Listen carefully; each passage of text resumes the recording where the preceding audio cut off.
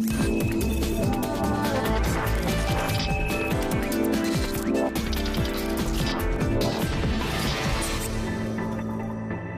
I'm Max Keiser. This is the Keiser Report. You know, Godzilla, remember?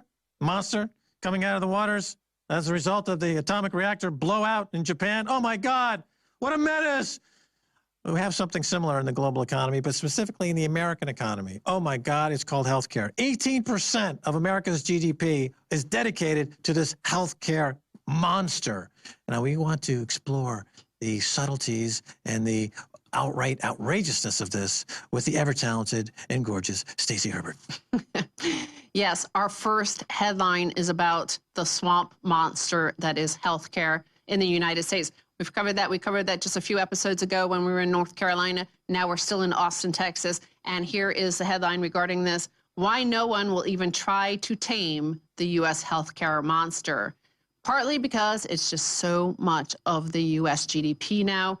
The numbers when it comes to healthcare costs in the U.S. are always stunning, and the report by the Department of Health and Human Services, published by Health Affairs, does not disappoint. In 2015, healthcare spending surged 5.8% to $3.2 trillion, nearly $10,000 for every person and a population of 324 million. Healthcare spending rose from 17.4% of GDP in 2014 to 17.8% in 2015. And I want to put that into context because a lot of the financial news and a lot of media commentators at the likes of, say, Washington Post and New York Times will always talk about the Russian economy and how much they're over-reliant on oil and gas. Well, you know, oil and gas make up 16% of Russia's GDP. Here we're talking about nearly 18% of U.S. GDP is just healthcare costs. Yeah, it's a one-trick pony, the U.S. economy, and it's a bloated healthcare costs, and it's eating the economy alive. And how to rein that in at this point is really difficult to understand what the mechanisms might be. Clearly, Obamacare was a failure in that it actually raised costs across the board in many ways. The idea of giving healthcare over to privateers and marketeers and to creating a healthcare market and allowing monopolies to grow and oligopolies to grow and cutting out competition. I mean, America's supposed to be about competition, and if you eliminate competition by having only one provider in an area, or at most two providers, of course you're going to get the monopoly pricing that comes in with that, and it eats up the GDP, and it's something that ultimately adds more negative elements to the economy because people can't afford proper health care, and that means they're not going to be really properly working at their jobs and doing the stuff that you need them to do, going to school, getting an education. It's one of the pillars of society you should have working at its absolute optimum values should be healthcare and education, transportation, well, and this one is how about good deals? Donald Trump is always talking about good deals. For example, I don't have the numbers in front of me, but France, for example, spends like half of that as a percentage of their GDP, and they're one of the top 5 in the world in terms of life expectancy and sort of, health of the people. Japan is, I think, in the top 3 in terms of the same thing. They spend half of what America does or less, and yet they get a better deal. And the deal is you see in the results of life expectancy and quality of health. The pushback is that, well, you know, we come up with these miracle drugs and it costs a lot of money. But that's not where the bloat occurs. It occurs in admin costs and executives who are paying themselves these huge bonuses, huge salaries. That's where the bloat comes in. Yes. And you can get innovation and drug invention in all over the world. A lot of the innovation happens in France and Switzerland and the UK and Germany, and they have massive pharmaceutical companies there too who come up with all the innovation. But however, the article points out that were it not for this increase in healthcare spending, by the way, the only spending that did not increase was Medicare. And even though we have 10,000 baby boomers retiring almost every single day, so Medicare costs did not increase because they're single payer and they can keep the cost down. Yeah, I know. I never understand why you just don't do Medicare for all. I mean, people in America understand the idea of a group discount. Yeah. I mean, if you go to a website and you apply to the website and you all decide to have a sushi for lunch, you're going to get a group discount. Yeah, Groupon. Yeah. I mean, so this is the same concept for healthcare. As the American population comes together, they get a group discount. It's called Medicare.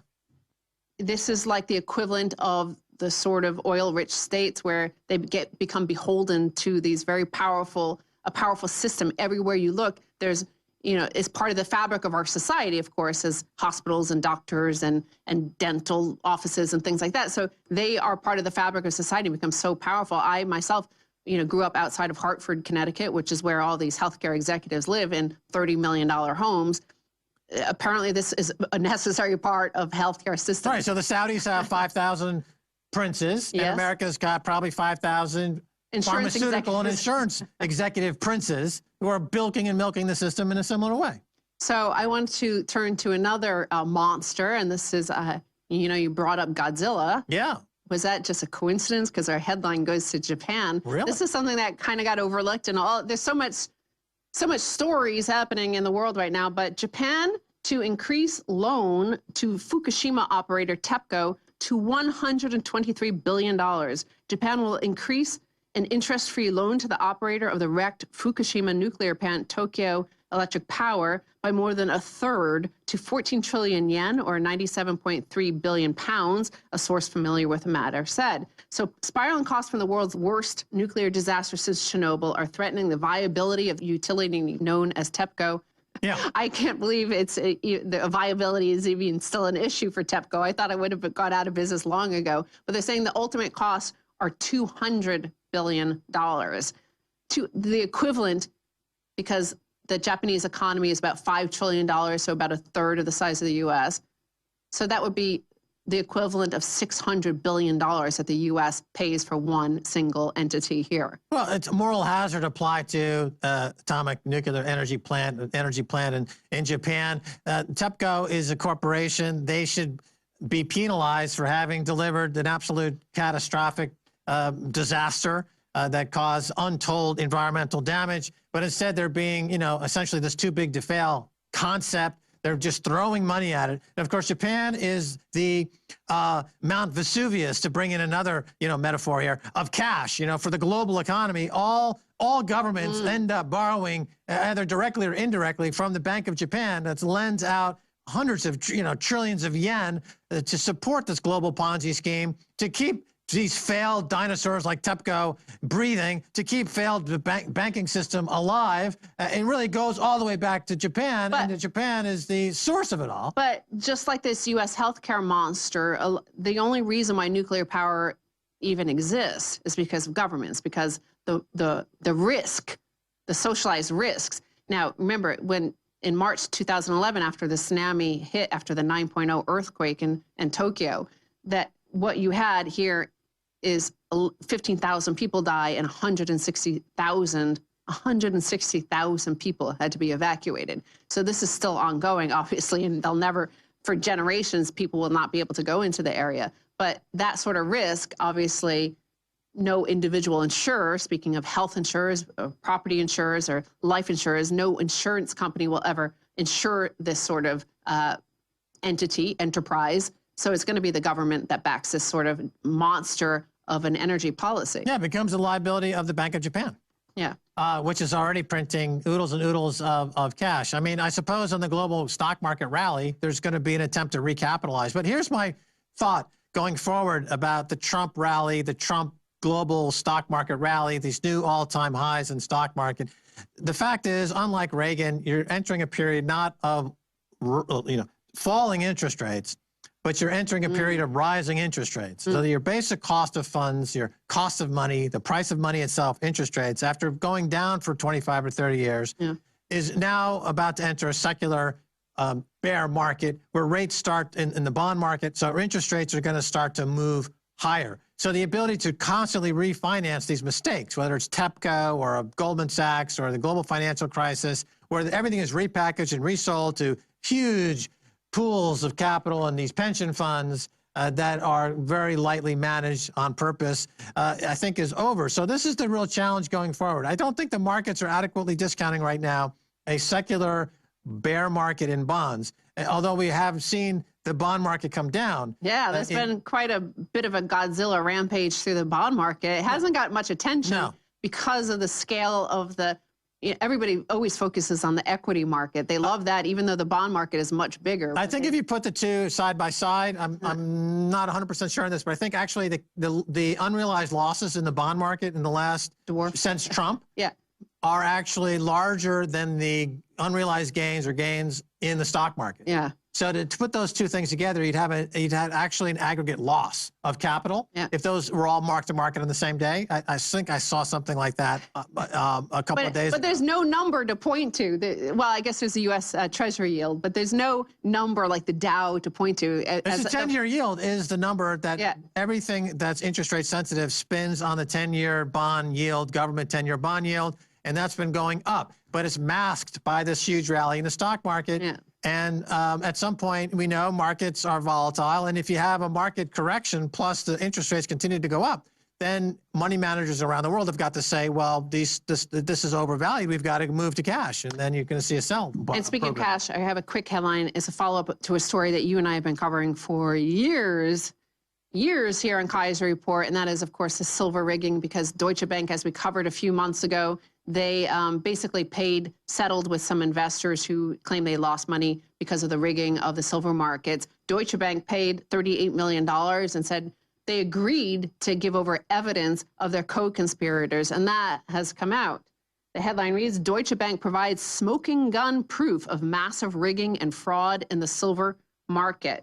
So basically, they handed over some communications between two Deutsche Bank traders and two UBS traders. And they were openly gloating and planning and rigging. And before the silver fix in London every day, they were planning on smashing options traders and people who were in the markets. They talked openly about smashing the price down. Well, they were given the green light to do so. Because as we've said before, you can't have a rising dollar and rising precious metals at the same time. So if you give the green light to a rising dollar, and everything that goes with a rising dollar, and you also give a green light to, hey guys, we're gonna, wink, wink, nod, nod, look the other way. If you want to attack the silver market or the gold market, we're not going to come after you. They actually talked about spoofing. This is something that people who are against us talking about the silver rigging said doesn't exist, and they openly talk about spoofing. Here they are saying we're spoofing, and they're submitting bids that don't actually happen. So they are the buyer and the seller. So that's why all the price discovery was gone. All right, the monster ate it. We deconstructed this market a few times and explained exactly how the silver market's manipulated. Andrew Maguire in London proved it, and now it's been proved again. The question is, will we see a recovery now that these scams have been uncovered? Well, stay tuned for the second half. I'll be talking to the podfather, Adam Curry.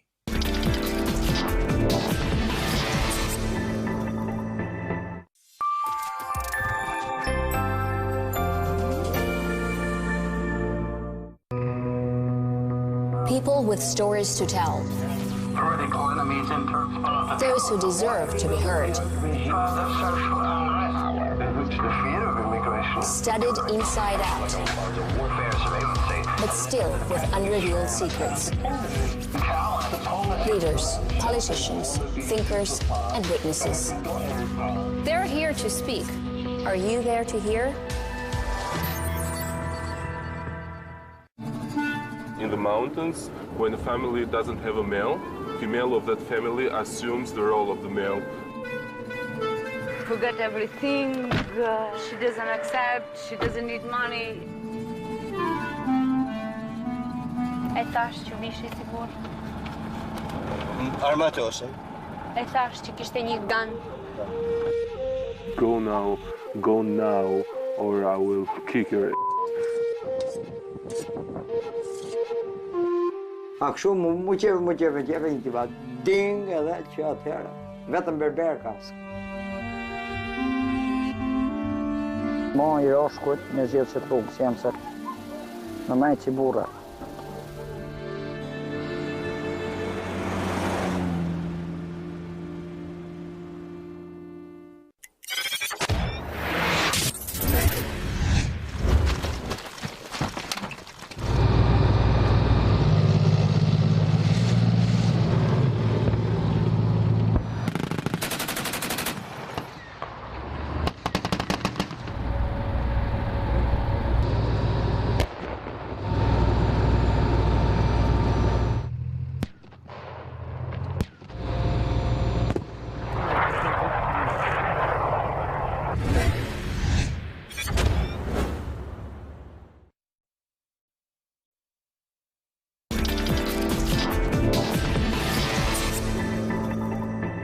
Welcome back to the Keiser Report. I'm Max Keiser. Time now to turn to internet entrepreneur and media personality Adam Curry, aka the Podfather. He hosts the twice weekly podcast No Agenda Show with John C. Dvorak, discussing recent news and media memes. Welcome to the show, Adam Curry. And congratulations on over 1,000 episodes, Max. Well, you're the Podfather. You're a guy who's been involved in media, going back to MTV, on the cutting edge of media, new media, alt media, meme media, podcasting. So let's get into some of these meme wars and get your take on it.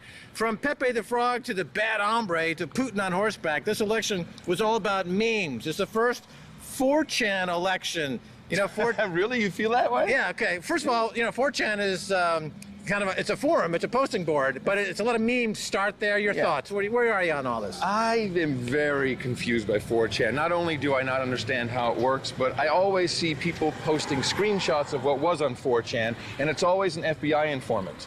And, you know, there's a lot there that doesn't really work for me. We really deconstruct media. Okay, but so how does that differ? How is deconstructing media different than, let's say, memification? In other words, I mean, deconstructing media sounds like a college course from the 1970s. You know, well, that's where we're from, so that the makes nothing but 1970s. sense. So the meme wars are coming out of like the oblique, you know, quasi-future. Do you see an intersect there? Well, what we've been doing for the past 9 years is what is now on vogue to talk about, is we talk about the fake news, except we find fake news mainly in the mainstream. And that's what we do when we deconstruct. So where the memes come from, I think memography is incredibly powerful. It actually does something to people's psyche when stuff is, you know. What is the unconscious? I think it's in a lot of ways. I think it works. I think it's very unconscious. You know, in the old days, you talked about subliminal advertising, hitting the unconscious. Oh, the mammography is incredibly powerful, and I'm quite convinced that there are many, you know, such as we've talked about, fake news factories. There's mammography factories that people pay to come up with crappy memes about opponents or, you know, opposing countries or whatever. Right, because it has the ability to sway people's thoughts. And now, in this election, now, do you think it's fair to say that this mammography and meme war was as big a factor as some are saying it is? No, I think the biggest factor was we had a number of candidates and we had the internet. Let's just screw it, the internet. The internet is the factor. That's really what it was. Democrats had a bad candidate, and people were looking for, you know, never underestimate the American public.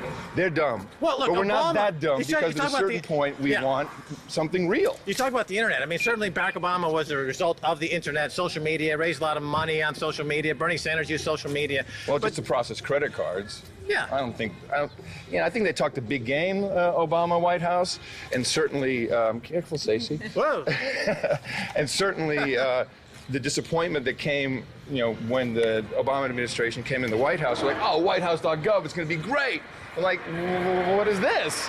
It's a blog. I'm sorry, can I say that? No, well, we'll bleep that out, no problem. All right, so now the likes of the Washington Post are lashing out at so-called alt media. They blame, quote-unquote, fake news, i.e. podcasts, bloggers, tweeters, for Hillary's loss. So your thoughts on this notion of fake news, and where does it go from here? Well, on the No Agenda Show, we've been tracking this for many years, and our hypothesis, which I think is coming true, is once we put in place the idea that there's different kinds of speech, such as hate speech, which now in the European Union, the Parliament just passed a resolution against propaganda, and it's part of their intolerance efforts. In the UK, you can't tweet migrants or you can get arrested, and now I think we're moving towards licensing. You know, so we have Twitter and Facebook with verification. I can't get verified, by the way. They won't verify me. I don't know why. I don't care. I don't want it now. Mark with the beast. But that's step one. You're verified. I'm not verified either. Therefore, I have plausible deniability. Nothing I tweet I can actually be me because I'm not verified. Very good point. Very good point. I'm happy to hear you're also not verified. I'm not verified. You know, the next step, so now we have fake news, and, you know, again, fake news, there's plenty of stuff that's fake in the mainstream. That's where most of it is. But fake news is going to be a category, and the ultimate step is licensing. You want to be a journalist? No problem. You have to be licensed. In the EU, they're going to pay for education of journalists. You make a good point there about licensing and fake news, because they say that journalism is the first draft of history, and it's full of stuff that later is rewritten or written out or revised or revisited, and it's not necessarily fake news. It's just that you're on the ground. Let's say you're in a war zone, you're reporting. There's the fog of war or the heat of the moment, and a lot of times it's not that accurate. But what you're saying, and I think it's a good point, is that it's setting us up for this intrusive, pervasive licensing scheme, which is more about censorship than anything else. Yes, except it's just a friendly way of making it feel good to everybody, and that's why we registered a long time ago, podcastlicense.com, so you can actually get a licensed podcast through us. We are an official licensing agency. So just like the Patriot Act was basically a bogus way to introduce 24-hour surveillance based on a lot of fake terror threats. Fake news is a very, very obvious step because, I mean, look, I've been interviewed by almost every publication you can think of, New York Times. You read the interview, well, that's wrong. That's just factually wrong, incorrect. Is it wrong? Is it fake? Whatever you want to call it. Journalism isn't always right. It never is, really. The truth has multiple sides, I guess. Now let's talk about your podcast for a second. No Agenda. You do it, John C. Dvorak. Yeah. It's a podcast I've been listening to for quite some time. It's been out there for a while. It's how would you describe deconstructing media? Because that's slightly different. You know, just talk about your podcast for a second. How is that different than what we're talking about right now? So we're now it's our 9th year, and it really started just as us talking on Skype. When I was living in London, he was in San Francisco. We don't really like each other, certainly not back then. Sometimes that can make a great podcast, though. I think so. And we also, you know, we're both media guys, so we have a lot of years combined experience in television and radio, and I think we're both more radio guys than TV guys at heart. And we had a couple of objections to the way programming is done. One is like the pre-interview. So we don't talk to each other the whole week. We do not talk. We barely email. I don't know what clips he's bringing. I don't know what he doesn't know what I'm bringing. We sit down. We start talking. So it's pretty raw. Absolutely. And then it's very entertaining. It's very good. I suggest anyone. No Agenda is a podcast. Adam Curry, you know, you remember him from MTV, and he's a media juggernaut going back 20, 30 years. He's a fantastic man in American media history. Now, fake Pizzagate news that leads to the guy self-investigating alleged pedo ring in the pizza joint in D.C. versus. You know, this is terrible because we're on a downward slope. You're already 6'5", and now we're on a downward slope. We have to now get over there because I look like a dwarf now. That's completely incorrect. Now, all right. So versus fake yellow cake news that leads to an army destroying the nation of Iraq. Or how about the babies being thrown out of the incubators? Remember that gambit? Oh no. That was a daughter of Hill Knowlton, who stood up there and said, "Oh, you know, the Imperial Guard is throwing the children out of the incubators." And it was a total fabrication. What's worse, the fake Pizzagate or the fake yellow cake? Well, Pizzagate is a different issue because without a doubt there's a high correlation between, let's just call them elites, but government, going back to Franklin, if you look at the Boys Town documentary. In government, there's a lot of pedophilia. There's no doubt about it. You're talking about the UK government? Well, forget the UK. I mean, Jim fixed it all right. So, you know, there's a lot going on in these circles, and you know, they just rounded up a big ring. I don't know why they call it a ring, but a big group of pedophiles in Norway. And it was politicians, teachers, law enforcement.